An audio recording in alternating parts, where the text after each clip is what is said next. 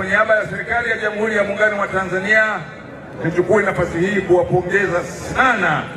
kwa hatua hiyo walioifikia ya kulipambania taifa letu katika mchezo huu wa AFCON, na sasa Tanzania imeingia katika timu shindani za mashindano ya AFCON na sio mshiriki au msindikizaji. Nipitishe kwao na Watanzania wote salamu nyingi za Mheshimiwa Rais wa Jamhuri ya Muungano wa Tanzania Dr. Samia Suluhu Hassan,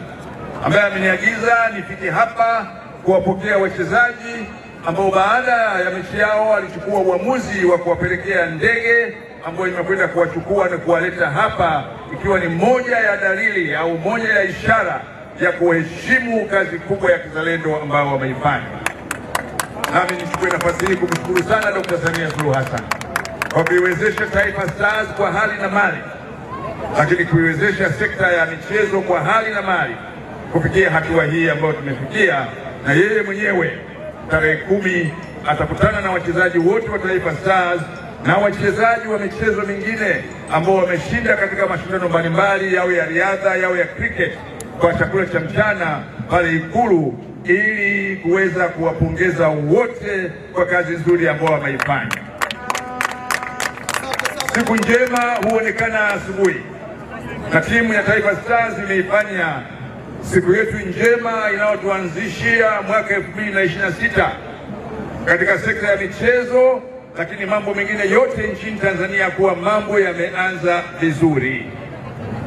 na kurejea kwao na ushindi huu walioupata kwa kufika hatua hiyo, sisi kwetu ni mwanzo sasa wa maandalizi ya ushiriki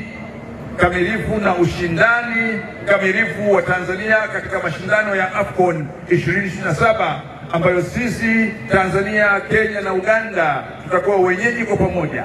Lakini Tanzania tumeonyesha njia, kwa sababu sisi ndio nchi pekee ambayo imekuwa inashiriki katika mashindano ya AFCON, na sasa tumefikia ngazi hii, na hii inaonyesha kabisa 2027 tutafanya vizuri zaidi, na lengo letu 2027 kombe la AFCON libaki Tanzania.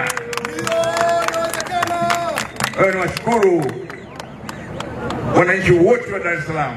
ambao mmejitokeza kuja kuwapokea wenzetu, kuwapa hamasa, lakini kuonyesha tunathamini shughuli kubwa walioifanya Morocco.